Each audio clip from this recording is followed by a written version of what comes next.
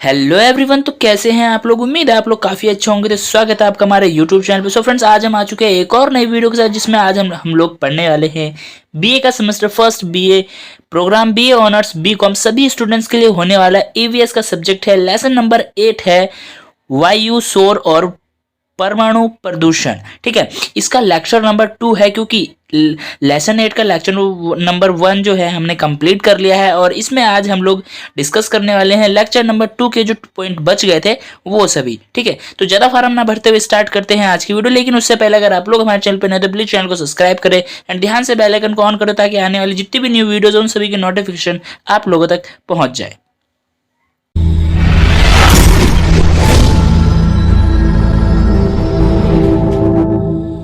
Lesson number 8 का lecture number 1 अगर देखा होगा तो आप लोगों को पता होगा हमने उस वीडियो को यहाँ पर आके एंड किया था, एंड यहाँ पर आज हम इस वीडियो को पढ़ने वाले, यहाँ से स्टार्ट करने वाले हैं। ठीक है, तो ज़्यादा टाइम वेस्ट ना करते हुए स्टार्ट करते हैं पहला टॉपिक हमारा मुख्य वायु प्रदूषण, यानी जो परमाणु प्रदूषण के मुख्य कारण क्या है वो पढ़ने वाले। ठीक है, एरोसोल और बीओसी, अन्य हाइड्रोकार्बन, पार्टिकुलेट मैटर यानी कार्बनिक, अकार्बनिक और कार्बनिक। ठीक है, कार्बन के ऑक्साइड, सल्फर के ऑक्साइड, नाइट्रोजन के ऑक्साइड। ठीक है, वायु प्रदूषण नियंत्रण, यानी वायु प्रदूषण को नियंत्रित कैसे किया जा सकता है वो सभी देखने वाले। देखो, वायु प्रदूषण के जो कारण है, मुख्य कारण जो है वो ये है। ठीक है, अब वायु प्रदूषण को हम नियंत्रित कैसे करेंगे वो देख लेते हैं। ठीक है, सल्फर डाइऑक्साइड का उत्सर्जन कम करने के लिए कम सल्फर ईंधन का उपयोग करने की प्रोत्साहित दिया जाना चाहिए।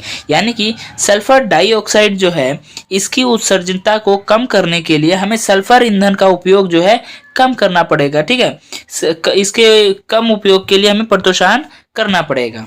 ठीक है, वायु प्रदूषण सेंड को कम करने के लिए, वायु प्रदूषण सेंड को कम करने के लिए, परसेंट को कम करने के लिए प्रभावी उपकरण लगाने चाहिए। यानी जो प्रभावी उपकरण हो उन्हें लगाने चाहिए, वातावरण को साफ करे।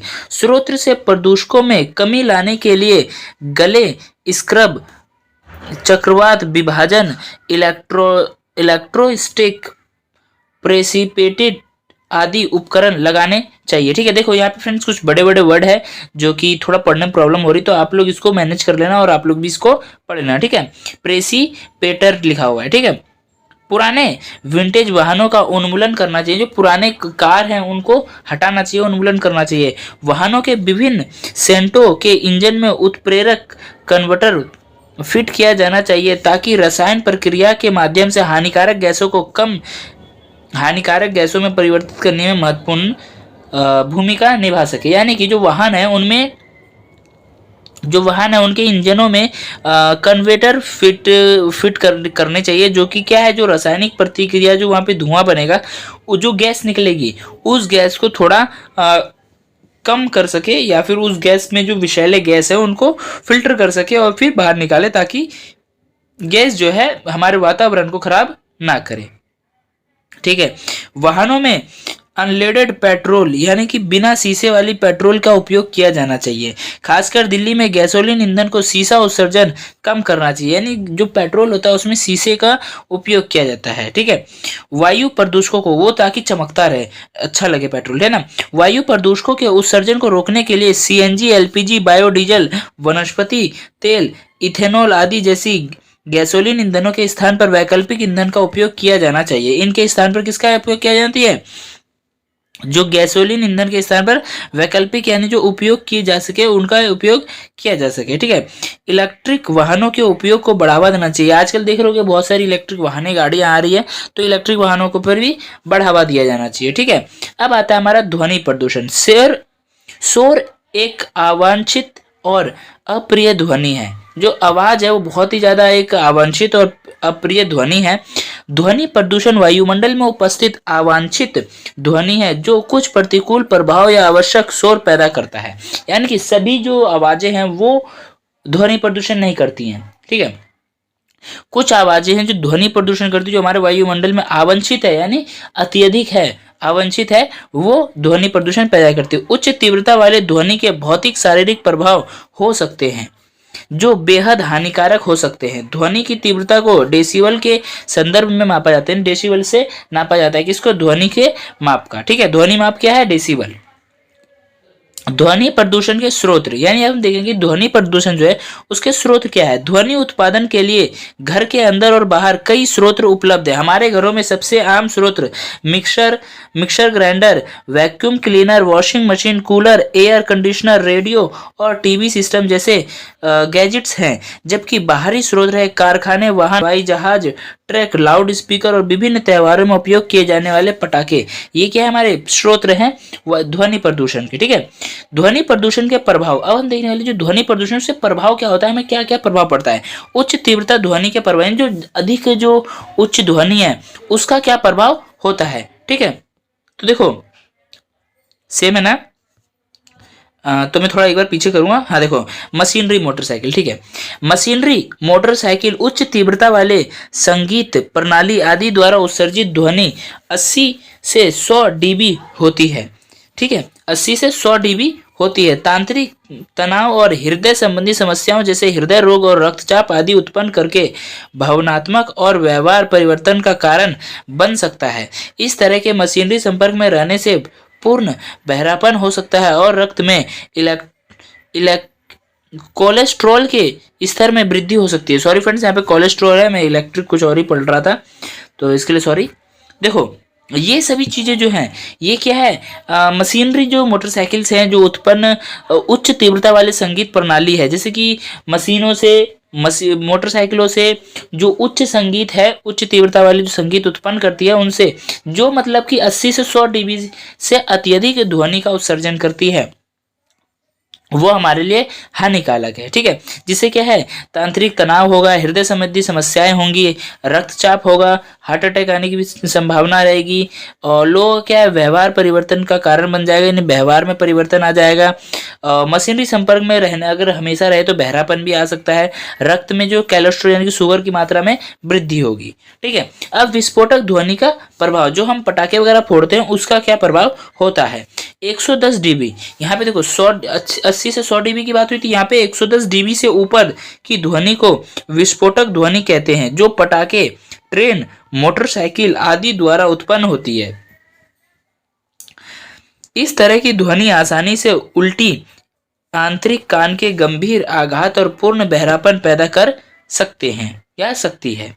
ठीक है, कौन सी ध्वनि, जो 110 तक हो, जिसको 110 से ऊपर हो उसको हम विस्फोटक ध्वनि कहते हैं। ठीक है, जोर से और अचानक शोर के प्रभाव, नहीं एकदम से जोर से बोल देना या अचानक कोई साउंड सुनना। एक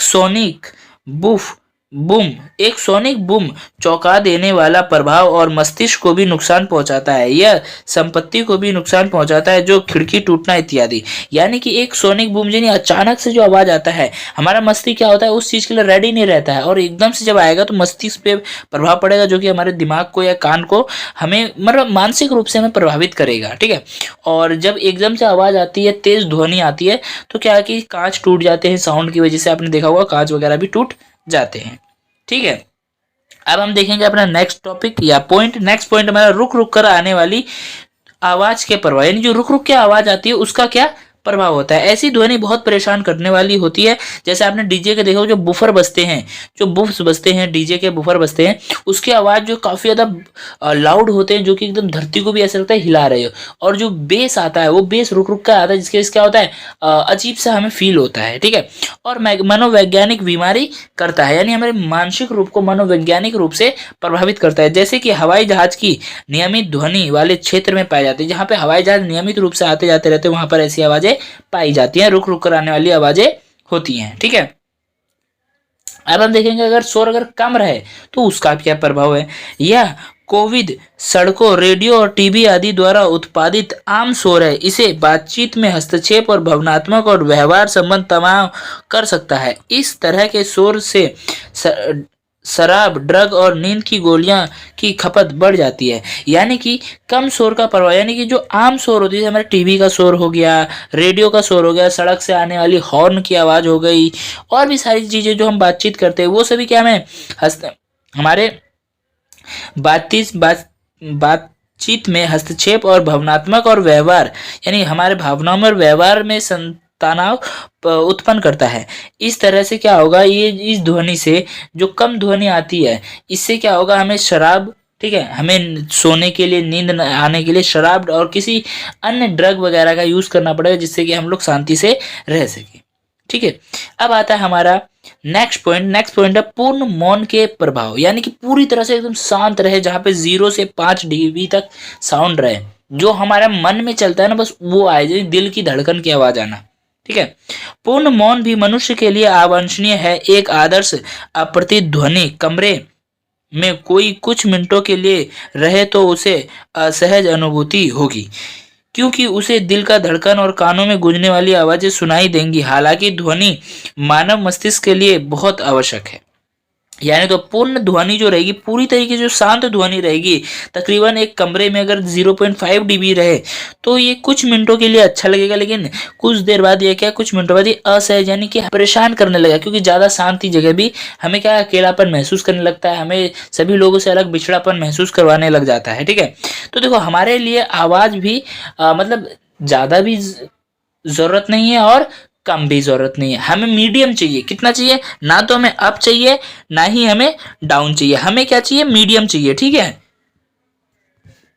ठीक है। अब आता है हमारा ध्वनि प्रदूषण का नियंत्रण। अब हम देखेंगे ध्वनि प्रदूषण जो उसको नियंत्रित कैसे किया जा सकता है। उद्योगों में ध्वनि प्रदूषण में कमी, जो हमारे उद्योग हैं, जो फैक्ट्री वगैरह है, उनमें हम ध्वनि प्रदूषण को कैसे नियंत्रित कर सकते हैं। ठीक है, पुरानी मशीनरी को नए और अधिक कुशल मशीनों के साथ बदलकर उद्योगों में शोर को कम किया जा सकता है। यानी कि उद्योग में जो मशीन पुरानी हो गई है, जो ज्यादा आवाज करे, क्योंकि देखो मशीन जब पुरानी हो जाती है तो आवाज करने लग जाती है, तो जो मशीन पुरानी हो गई है या फिर जो आवाज कर रही है उसको क्या करना, कुशल जो अभी नए आए हैं मशीनों के साथ बदल देना, जिससे क्या उद्योग में, उद्योग के जो शोर हो रहा है उसमें कम हो जाए, उसके शोर में कमी आ जाए। शोर करने वाले जनरेटर कार्य क्षेत्र से दूर स्थित होने चाहिए। जो शोर आपने देखा होगा फट फट फट फट चलते रहते हैं, शादी ब्याह में आपने देखा होगा कि जनरेटर चलते हैं जो कि आवाज करते हैं, तो ये भी क्या है कि हमें तंग करते हैं, हमारे लिए अच्छा नहीं है। तो ये क्या है, ऐसे जनरेटर जो कार्य क्षेत्र जहाँ पे लोग कार्य कर रहे हैं, जहाँ पे लोग वर्क कर रहे हैं, उससे तकरीबन दूर होना चाहिए, ताकि उसकी आवाज जो है वहां पे हल्की जाए, ज्यादा भी नहीं हल्की जाए। ठीक है, कारखानों के श्रमिक कान कान मफ पहनना चाहिए, यानी कारखाने के जो मालिक है, जो लोग सॉरी कारखानों के जो श्रमिक है, जो लोग वहाँ काम कर रहे हैं, उनको क्या है, कान का मफ, एक मफलर टाइप का आता है जो कि साउंड को कम कर सके। ठीक है, कान मफ पहनना चाहिए। इसके अलावा ध्वनि प्रदूषण को कम करने के लिए कारखानों के आसपास अशोक, बनियान, नीम, कंदबा आदि जैसे कुछ पौधे उगाए जाने चाहिए, जिससे कि उसकी आवाज को क्या है कि वो पेड़ जो है ग्रहण कर ले या अवशोषित कर ले। ठीक है, अब आता है हमारा नेक्स्ट पॉइंट, सामुदायिक शोर में कमी। जो समुदाय में शोर होता है नहीं, एक समुदाय के लिए होता है, बड़े क्षेत्र पर होता है, सभी लोगों के सामने।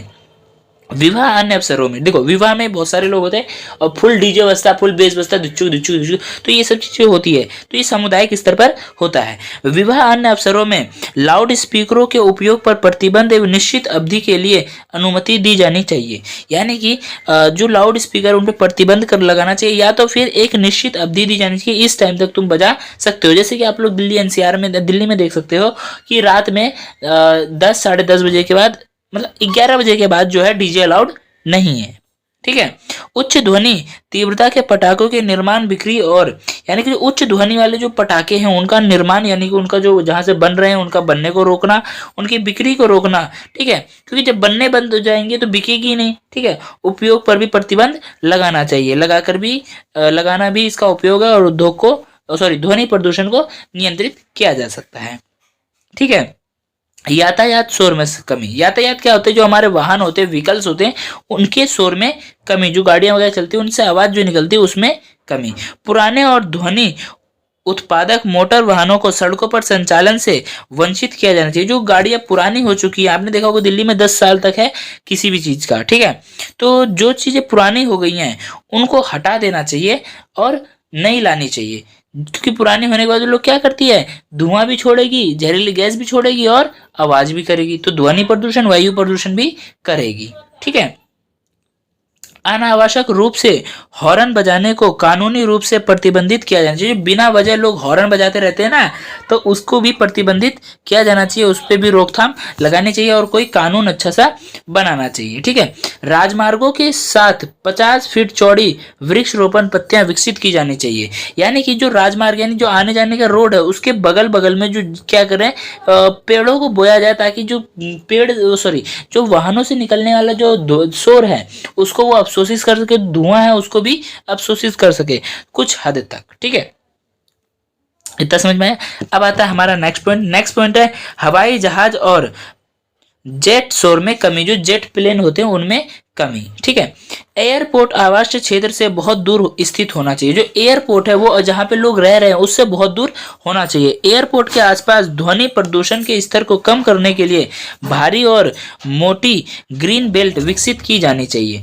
यानी कि ग्रीन बेल्ट क्या होता है वो मैं बताता हूँ। देखो, एयरपोर्ट जो जहां पर बने हो उस एयरपोर्ट उस ऐसी जगह पे बताओ जहां पर लोग क्या है कम निवास करते हो या कम रहते हो। ठीक है, मतलब उनके इस आवासीय क्षेत्र से दूर रहे एयरपोर्ट। ठीक है, और एयरपोर्ट के आसपास जो ध्वनि प्रदूषण के स्तर को कम करने के लिए क्या भारी और मोटी ग्रीन बेल्ट।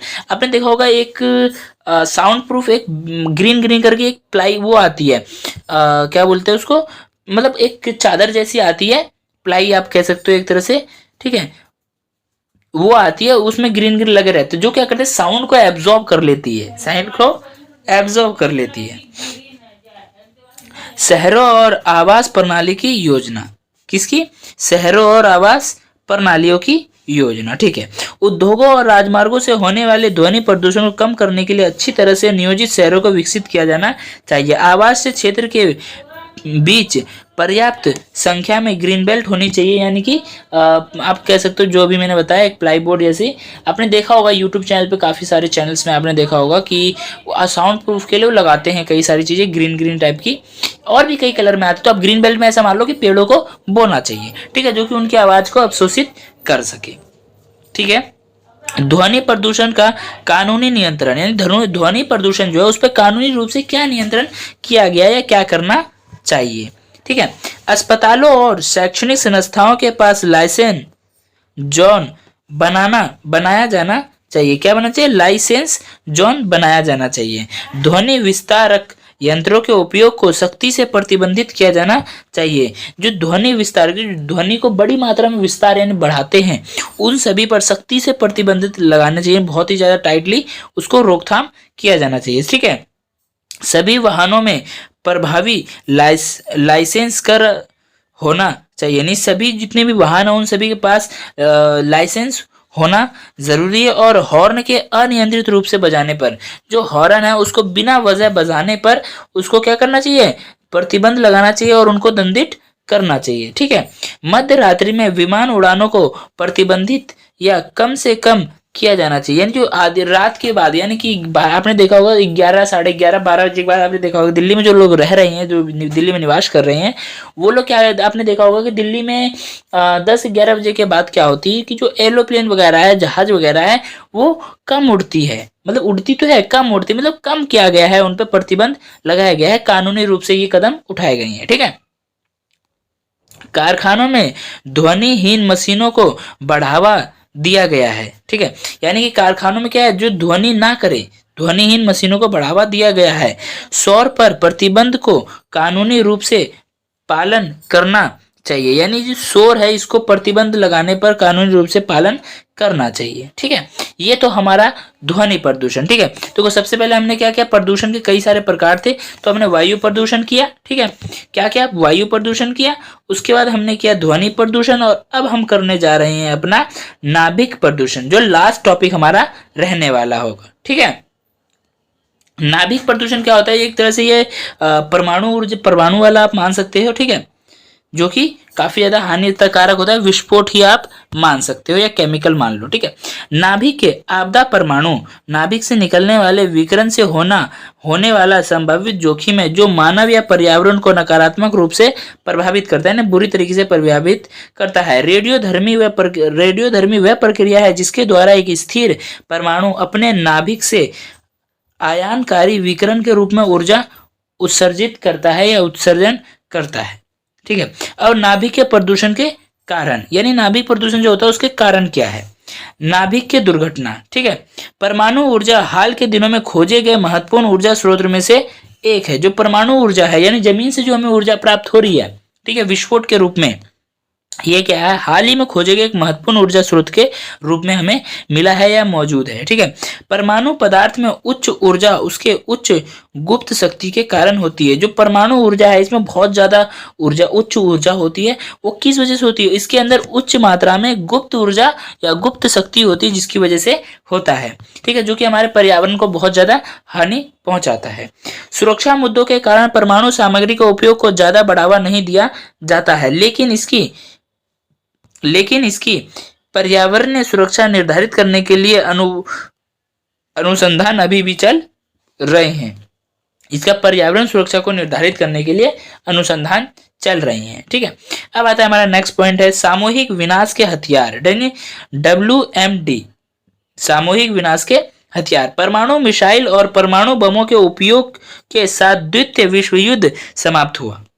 यानी कि जो परमाणु मिसाइल और परमाणु बमों के उपयोग के साथ में क्या हुआ? द्वितीय विश्व युद्ध हमारा समाप्त हुआ। ठीक है, तो आज मुझे आप लोग कमेंट करके बताना कि जो है हमारा सेकेंड वर्ल्ड वॉर कब से स्टार्ट हुआ और कब खत्म हुआ, ये आप लोग मुझे कमेंट में करके बताओगे। ठीक है, अब बढ़ते हैं आगे। रेडियोधर्मी प्रदूषण की हानिकारक प्रकृति की व्याख्या परमाणु ऊर्जा से की जा सकती है। किसकी? रेडियोधर्मी प्रदूषण की हानिकारक प्रकृति की व्याख्या परमाणु ऊर्जा से की जा सकती है। रेडियो आइसोटोप का उपयोग, रेडियो आइसोटोप का उपयोग, यह रेडियोधर्मी आइसोटोप है क्योंकि उनके पास एक अस्थिर परमाणु नाभिक होता है, जिससे ऊर्जा और कणों का उत्सर्जन तब होता है जब तक कि यह अधिक स्थिर रूप में न आए। यानी कि यह रेडियोधर्मी आइसोटोप है क्योंकि इसके पास एक अस्थिर, ठीक है, यानी अस्थिर यानी बिना जो रुके ना, अस्थिर परमाणु नाभिक होता है। किसके पास? रेडियोधर्मी आइसोटोप के पास होता है उसका, जिससे ऊर्जा और कणों का उत्सर्जन तब होता है जब तक कि यह अधिक स्थिर रूप में ना आ जाए, यानी शांत ना हो जाए। और ये क्या है? ये बहुत ज्यादा अस्थिर रहता है, तो ये शांत होगा तभी इससे निकलेगा। ठीक है, अब आता है हमारा खनन। ठीक है, तो बढ़ते हैं आगे। खनिज अयस्कों की खुदाई से खनन संबंधित है, यानी कि खनिज अयस्कों की खुदाई से खनन प्रदूषण जो है संबंधित है। उदाहरण के लिए रेडियम और यूरेनियम पर्यावरण में स्वाभाविक रूप से मिलते हैं। रेडियम और यूरेनियम जो कि हमें पर्यावरण में स्वाभाविक रूप से मिलते हैं, जो कि एक हानिकारक गैस के रूप में काम करता है। ठीक है, नाभिक के खतरों का प्रभाव, यानी कि जो नाभिक के खतरे हैं इनका प्रभाव क्या क्या है, क्या क्या हो सकते हैं। ठीक है, रेडियोधर्मी पदार्थ को खतरनाक माना जाता है। जो रेडियोधर्मी पदार्थ है इसको खतरनाक माना जाता है, और जब पर्यावरण में जारी किया जाता है तो वह खास श्रृंखला में ट्रैफिक स्तर से दूसरे तक गुजर कर जीवन में संचय हो जाते हैं, यानी एक दूसरे जीवन में अलग, यानी कि एक रूप से दूसरे में परिवर्तित हो जाते हैं, जीवंत हो जाते हैं। ठीक है, स्ट्रोटियम 90 से रेडियोधर्मी पदार्थ है जिसमें कैल्शियम के समान गुण होता है। स्ट्रोटियम एक पदार्थ है, ठीक है, जिसके अंदर क्या है? रेडियोधर्मी पदार्थ है जिसमें कि कैल्शियम के समान ही गुण होता है, इसलिए यह आसानी से कैल्शियम की जगह हड्डियों में जमा हो जाता है। मानव शरीर में इसका प्रवेश दूषित दूध के संग्रहण से होता है, जिसको हम लोग यूरिया के नाम से भी जानते हैं। ठीक है, परमाणु ऊर्जा संयंत्र में ट्रिटियम का उपयोग होता है। जो परमाणु ऊर्जा संयंत्र है इसमें ट्रिटियम का उपयोग होता है, जिसका आधा जीवन 12.3 वर्ष है। जिसका आधा जीवन कितना है? 12.3 वर्ष है। और रेडियोधर्मी बीटा कणों का उत्सर्जन करता है। ट्रिटियम स्वास्थ्य या निगलने से शरीर में प्रवेश करता है। ट्रिटियम जो है ये श्वास यानी कि हमारे स्वास्थ्य या निगलने से, यानी कि हमारे स्वास्थ्य के जरिए, हमारे शरीर के जरिए, या फिर निगलने से, कोई चीज हमने निगला उसके जरिए से शरीर में प्रवेश करता है। तो इसके द्वारा जारी बीटा कण कोशिकाओं पर बमबारी का करता है, यानी कि इसके जो कण हमारे शरीर में जाते हैं वो क्या करते हैं, हमारे कोशिकाओं को धीरे धीरे मारने लगते हैं, वो बमबारी करते हैं, हमारे कोशिकाओं के साथ युद्ध करते हैं और हमारी कोशिकाएं उससे हार जाती है, तो हम बीमार पड़ जाते हैं और हमें कई सारी परेशानियों का सामना करना पड़ता है। ठीक है, अब आता है हमारा नेक्स्ट पॉइंट। नेक्स्ट पॉइंट हमारा रेडियोधर्मी प्रदूषण के प्रभाव, यानी रेडियोधर्मी प्रदूषण के क्या क्या प्रभाव हो सकते हैं वो बताए गए हैं। ठीक है, तो सबसे पहले हम देखेंगे शॉर्ट रेंज, यानी कि छोटे स्तर पे हमें क्या हो सकता है, यानी कम समय के लिए हमें क्या हो सकता है। लघु श्रेणी प्रभाव तीव्र होते हैं और विकिरण के संपर्क में आने के बाद कुछ दिनों या हफ्तों के भीतर प्रभाव दिख जाता है, जैसे शारीरिक अपंगता, तत्काल मौत, यानी शरीर से अपंग हो जाना है फिर तत्काल मौत हो जाना। ठीक है, अब लॉन्ग रेंज प्रभाव, यानी कि हमें लंबे समय के लिए जो प्रभाव होते हैं वो लंबी दूरी का प्रभाव को व्यक्त होने में अधिक समय लगता है, यानी लंबी दूरी का जो प्रभाव होता है उसको पता लगने में उसका प्रभाव दिखने में समय लगता है। ठीक है, विकिरण के ऐसे विलंबित प्रभाव अब विश्व के दिलचस्प केंद्र हैं। विलंबित के ऐसे प्रभाव अब विश्व के लिए क्या है, दिलचस्प केंद्र है, जैसे अनुवंशिकता। ठीक है, जैसे किसी को आपने देखा होगा बच्चे वगैरह नहीं होते तो अनुवंशिकता परिवर्तन, यानी कि कस्ट जो जनरल कस्टम वाइज वगैरह आते हैं, जैसे मेल भी ना फीमेल भी ना सीधा कस्टम, तो वैसे जिसको हम अगर अपनी अलग लैंग्वेज में बोले तो हम लोग उन्हें किन्नर या फिर छक्का कहते हैं। ठीक है, तो ये थोड़ा अजीब सा हो जाता है, तो छोड़ो, ये हमारे क्या है, अनुवंशिकता परिवर्तन। ठीक है, ट्यूमर यानी ब्रेन ट्यूमर, कैंसर की घटनाओं में वृद्धि होती है, किसमें, ब्रेन ट्यूमर हो सकता है। तो ये सब क्या है, लंबे लॉन्ग रेंज के लिए, जो कि हमें बहुत मतलब आगे बढ़ने के बाद पता चलेगा। ठीक है, जीवन काल का छोटा होना, जो हमारा जीवन काल है वो धीरे धीरे छोटा हो जाता है। जीवन शक्ति की हानि, हमारे शरीर में क्या उतनी तंदुरुस्ती उतनी फुर्ती नहीं रह पाती, उसकी हानि हो सकती है। रक्तचाप रक्तस्राव, यानी रक्त का बहना, रक्तचाप यानी कि ब्लड प्रेशर वगैरह जैसी बीमारी होना, ये हमारा क्या है, ये लॉन्ग रेंज के प्रभाव है, रेडियोधर्मी प्रभाव है। ठीक है, ठीक है, इतना समझ में आया। अब हम बढ़ते हैं अपने नेक्स्ट पॉइंट पे। नेक्स्ट पॉइंट हमारा नाभिक के खतरों का सामना, यानी नाभिक के जो खतरे हैं उसका हम सामना कैसे करें। ठीक है, ये तो हमारे लास्ट टॉपिक होने वाला, तो इसको जल्दी से पढ़ते फिर वीडियो को एंड करेंगे। ठीक है, नाभिक के कचरे के सुरक्षित निपटारे के लिए सावधानी बरतना प्राथमिकता होनी चाहिए। ये जो नाभिक के कचरे हैं इनका जो हम निपटारा करते हैं इसमें सावधानी हमें बहुत ही ज्यादा बरतनी चाहिए। रेडियोधर्मी पदार्थ अपशिष्ट पर्यावरण के लिए हानिकारक होते हैं। जो रेडियोधर्मी पदार्थ अपशिष्ट हैं ये पर्यावरण के लिए बहुत ज्यादा हानिकारक होते हैं, इसलिए गहरी खाइयों में कचरे को दफनाया ना सबसे अच्छा तरीका माना जाता है। जो परमाणु जो रसायन वगैरह होते हैं इसको दफनाना, यानी गहरी खाइयों में दफनाना या फिर बहुत ज़्यादा मिट्टी खोद के उसमें दफनाना सबसे अच्छा तरीका माना जाता है। ठीक है, तो नाभिक के खतरों का सामना हम कैसे करेंगे, उनको अपनाकर। ठीक है, और रेडियोधर्मी प्रभाव भी आपको समझ में आ गया, शॉर्ट भी समझा दिया और रॉन्ग भी समझा दिया। ठीक है, तो देख फ्रेंड्स, कहीं कहीं पे कोई वर्ड मिस्टेक हुई है, मुझसे भी बोलने मिस्टेक हुई है और लिखावट में भी मिस्टेक हुई है, तो उसके लिए मैं सॉरी बोलना चाहूँगा, थोड़ा आप लोग मैनेज कर लेना।